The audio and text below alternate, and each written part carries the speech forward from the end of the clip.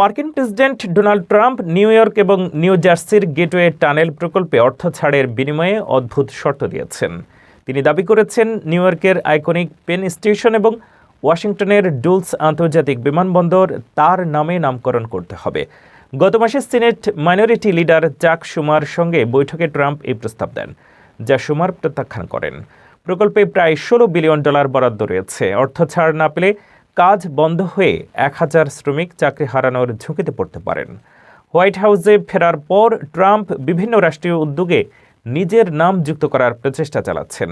এর মধ্যে আছে উচ্চমূল্যের ট্রাম্প গোল্ড কার্ড, সাশ্রয়ী মূল্যের ওষুধের ওয়েবসাইট, এমনকি ইউএস ইনস্টিটিউট অব পিস এবং কেনেডি সেন্টারের নাম পরিবর্তনের পরিকল্পনা। ডেমোক্রেটরা অভিযোগ করেছেন, রাজনৈতিক প্রতিহিংসার কারণে অর্থ ছাড় বন্ধ করা হয়েছে এবং কিছু রিপাবলিকান আইন প্রণেতা নাম পরিবর্তনের প্রস্তাব উত্থাপন করেছেন।